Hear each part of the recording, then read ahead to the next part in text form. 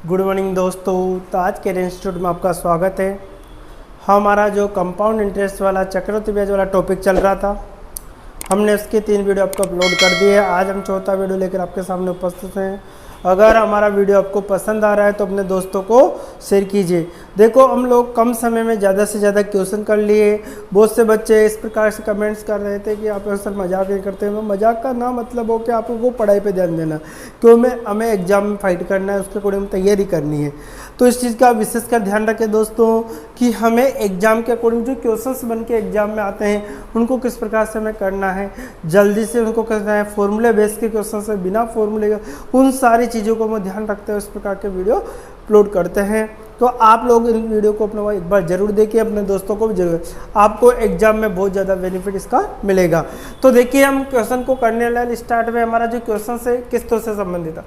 आज हमारा क्वेश्चन रहेगा कि किस्तें किस प्रकार, जैसे बैंक से कोई ऋण लिया जाता है तो उनको चुकाना पड़ता है। जब ऋण लिया जाता है उसको क्या करना पड़ता है, चुकाना पड़ता है। तो उनको चुकाए कैसे, इन सारी चीज़ों को हम ध्यान रखते हुए जो कुछ क्वेश्चन बनाए गए हैं उनके बारे में हम चर्चाएं कर रहे हैं।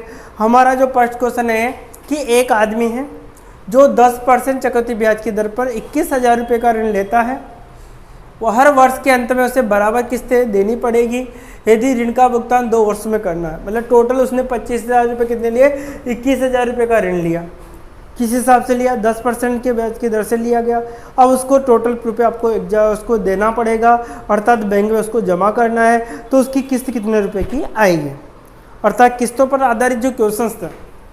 अब देखिए, आपको क्या करना है, बहुत ही सिंपल तरीके से आप इस सवाल को कर सकते थे, क्योंकि आपको सबसे पहले परसेंट निकालना है। परसेंट कितना था, 10%। देखिए समझ कितना परसेंट देगा, परसेंट 10 बटे क्या लिखा, 100 लिखा।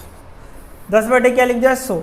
0 से 0 कट गया आपका, अर्थात 1 बटे कितना बचा आपके पास, 10। ये आपका ब्याज है, समझने की कोशिश करना। ये आपका क्या है, ब्याज है। ये आपका क्या है, मूलधन है।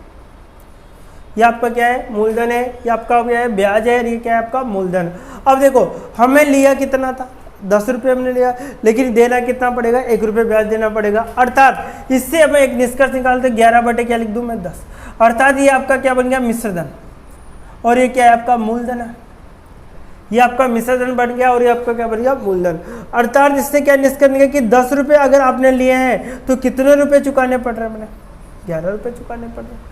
10 रुपये अगर आपने लिए हैं तो कितने रुपए आपको चुकाने पड़ रहे हैं, 11 रुपये चुकाने पड़ रहे हैं। कितने रुपए, 10 रुपये आपने लिए, 11 रुपये। अब आपको कुछ नहीं करना, यहाँ पर एक इतना सा ध्यान रखना है कि जो भी ऑप्शन हमारा 11 से डिवाइड होगा ये हमारा आंसर होगा। सिंपल तरीका, आप लोगों को ज़्यादा लेंथ ही नहीं है। आप फॉर्मूले लिखो, इस प्रकार से करोगे, उसको नहीं करना। आप लोगों को क्या करना है आपको कि जो 11 रुपये, जो भी ऑप्शन 11 से कट रहा होगा वही हमारा आंसर होगा। चेक कर लेते हैं, 11 से करना है, 1200 नहीं करता सर, पहला ऑप्शन गलत। दूसरा देखिए, 1121 कट रहा है, हमारा आंसर आ चुका है, क्योंकि हम जानते हैं 11 × 11 क्या होता है, 11 का स्क्वायर 121 होता है, और 121 कट रहा है हमारा।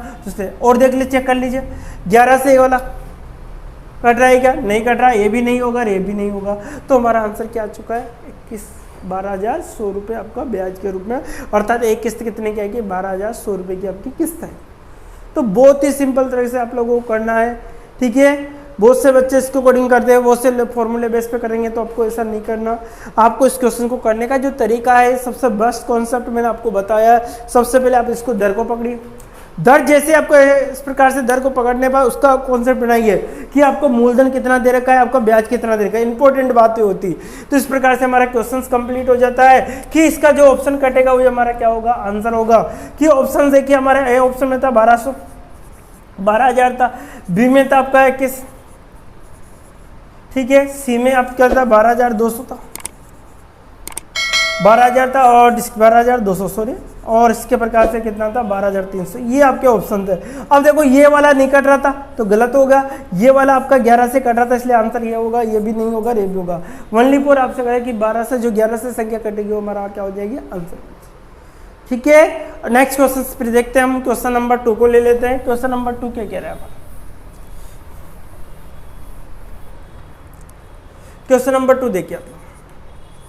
क्वेश्चन नंबर 2 क्या कह रहा है हमारा कि एक बिल्डर है, कोई बिल्डर है द्वारा उधार ली गई राशि 4%, कितने परसेंट, 4% चक्रवृद्धि ब्याज की दर से 2 वर्ष के अंत में 2550 रुपये की राशि कितने रुपए उधार ले, 2550 रुपए की राशि 2 बराबर किस्तों में चुकानी है। तो प्रत्येक किस्त, सिंपल क्वेश्चन बन गया कि प्रत्येक किस्त आपकी क्या होगी। तो देखो आपको जुनून तो आपको रखना होगा, आपको जितनी मेहनत करोगे उतनी आपको फायदा मिलेगा। ऐसा मत सोचना कि ये आएगा नहीं आएगा, क्वेश्चन से मत सोचना। आपको पढ़ना है तो पढ़ना, हमारा उद्देश्य है पढ़ना। इसलिए कहा गया है कि ना तकलीफ ना संघर्ष, ना तकलीफ ना संघर्ष तो क्या मजा है जीने में, ना तकलीफ ना संघर्ष तो क्या मजा है जीने में, बड़े बड़े तूफान थम जाती है जब आग लगी हो सीने में। अर्थात अगर आपके अंदर जुनून है तो ये बड़ी बात नहीं क्वेश्चन सीखना, छोटी बात है, आप सब कुछ कर सकते हो, ठीक है। क्योंकि आपको क्या करना है, अपने ही इसके फील्ड में आपको बहुत ज़्यादा मेहनत करनी है, क्योंकि आज का कंपटीशन बहुत ज़्यादा बढ़ चुका है। तो इन चीज़ों को आपको ध्यान में रखते हुए बहुत सारी चीज़ आपको करनी होगी। तो हम क्वेश्चन नंबर 2 की ओर चलते हैं। क्वेश्चन नंबर 2, ठीक, बिल्डर ने कितने परसेंट, हमको क्या पढ़ना, परसेंट को क्या आएगा 100, 4 से कट रहा है, 4 एकम 4, 4 2 8, 4 पंजा 20, अर्थात 1 बटे कितना का 25, अर्थात 1 बटे कितना का 25। 1 रुपये क्या आ गया आपका ब्याज आ गया, 25 रुपये क्या है मूलधन। अर्थात इसको अगर लिखेंगे तो ऐसे लिख सकते हम 26 बटे क्या लिख सकता हूँ उसको, ये आपका मूलधन बन गया, ये आपका क्या बना मिश्रधन, ये आपका क्या बन चुका है, मिश्रधन बन चुका है, ठीक है। एक तो मूलधन बन गया और एक क्या बन गया आपका मिश्रधन।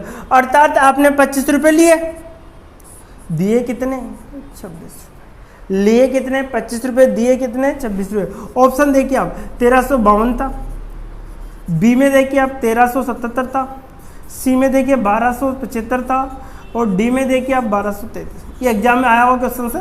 तो देखिए बहुत ही सिंपल तरीका। अब देखिए आपको क्या कि 25 रुपये आपने 26 आपने दिए, तो आपको क्या करना है कि जो भी आंसर होगा वो 26 से कटेगा, वही हमारा आंसर होगा। सिंपल बात है, जो भी संख्या 26 से कटेगी वही हमारा आंसर होगा। तो मैं देखो 26 से कर, यहाँ पे सम संख्या है तो सम संख्या ऐसे कटेगी, ये नहीं कटेगा, ये गलत है, ये गलत, ये गलत, तो आंसर कौन सा है। बहुत सिंपल तरीके से आपको कि जेके 26 से ये संख्या डिवाइड हो जाएगी, हमारा आंसर निकल के आ जाएगा। तो आप लोगों को देखो इस चीज़ों को कॉन्सेप्ट को क्लियर करते हुए बहुत ही सिंपल तरीके से आप इस क्वेश्चन को कर सकते थे, लेकिन बहुत से फॉर्मूले बेस पे करते हैं, फॉर्मूला लंबा खिंच जाता है और को नहीं कर पाते, समय लगता है। और एग्जाम में समय की तो कमी है, हमारे पास समय नहीं है हमारे पास। जल्दी से जल्दी 10 सेकंड 20 सेकंड में आपको क्वेश्चन को खत्म करना, तो आप इस प्रकार से उसको निकाल सकते थे। इसी प्रकार से अगर हम क्वेश्चन को नेक्स्ट क्वेश्चन नंबर 3 को चर्चा करें तो क्वेश्चन नंबर 3 देखिए आप, क्वेश्चन नंबर 3 क्या है क्वेश्चन कि 13,360 रुपए की 8 से 3/4% वार्षिक चक्रवृद्धि ब्याज की दर से उधार ली गई है तथा उसका वापसी भुगतान 2 वर्ष की 2 समान किस्तों में के द्वारा किया जाए तो प्रत्येक किस्त की राशि। अब देखिए यहाँ पर दर आपको फ्रैक्शन में दी गई, अर्थात भिन्न मिश्र भिन्न के रूप में आपको दर दी गई। तो अपन कर लीजिए, कोई बात नहीं है। तो 8 से कितना है 3/4%, 8 से 3/4 है, तो 8 चौक 32 और 3 कितना होगा 35, 35 बटे कितना है 4%, 35 बटे कितना है 4% है। तो आप इसको 35/4 को इस प्रकार से लिख सकते हो, 400 हो गया। अर्थात आपके पास कितना आ चुका 35 बटे कितना आ गया 400, ठीक है। अब आप उसको 5 से कर 35, 5 अट्ठे 40, 0 80, 7 बटे कितना आ गया 80। अर्थात ये तो आपका क्या है ब्याज है, यह आपका क्या है मूलधन है, ठीक है। अब आप इसको चेंज कर सकते हो कितना 87 बटे क्या लिख सकते हैं 80 लिख सकते हो। ये आपका क्या बन गया मिश्रधन बन गया, ये आपका क्या बन गया आपका मूलधन बन गया, ये आपका मिश्रधन बन गया, ये आपका क्या बन गया मूलधन बन गया। तो अगर आपने 80 रुपये ब्याज के रूप में लिया, दिया कितना 87 रुपये मिश्रधन के रूप में। 80 रुपये आपने ब्याज लिया, 80 रुपये तो आपने लिए, लेकिन देना कितना पड़ रहा है 87 रुपये जो आपको देना पड़ रहा है, 87 रुपये आपको देना पड़ रहा है। तो देखो 80 रुपये आपने लिए 87, तो आपको जो ऑप्शन दिए गए थे ऑप्शन पे चेक करते हैं। ऑप्शन क्या है कि आपको 5,769 दे रखा था, बी में आपको देगा 7,569 दे रखा था, सी में आपको 7,009 रुपये दे रखा था और डी में आपको 7,500। ये आपके ऑप्शंस दिए गए थे। तो आपको इतना सा पता लगा है कि जो ऑप्शन भी हमारा 87 से कटेगा वो हमारा आंसर होगा। तो सिंपल तरीके से हमें देखा कि ऐसी कोई सी संख्या है, तो हमें दिखाई दिया कि 87 का स्क्वायर हमारे लिए दे रखा था, तो ये नहीं होगा, ये नहीं होगा, आपका आंसर क्या होगा ये वाला। तो 87 का आंसर, तो आपका आंसर जो आएगा कितना है 7,500 कितना आएगा 69 रुपये, कितना आएगा 7,569 रुपये आपका भुगतान होगा।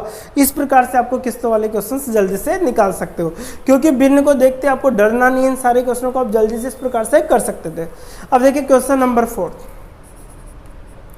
क्वेश्चन नंबर 4 को देख लीजिए। उधार ली गई एक राशि है 5% चक्रवृद्धि ब्याज की दर से 882 रुपये की 2 बराबर किस्तें। अब यहाँ पे किस्तें दी गई तो धन निकालना है, अर्थात मूलधन आपको पता लगाना है कि वो धन कितना लिया था आपने। तो बहुत सिंपल था, सेम वहाँ से कंडीशन स्टार्ट करना है। कितने परसेंट है? 5 बटे क्या आएगा? 100। 5 से कट रहा है कितनी बार? 5 दूआ 10 20, अर्थात 1 बटे कितना आ गया? 20। तो क्या लिखोगे? 1 रुपये तो आपका ब्याज हो गया, 20 क्या है आपका? मूलधन है आपका।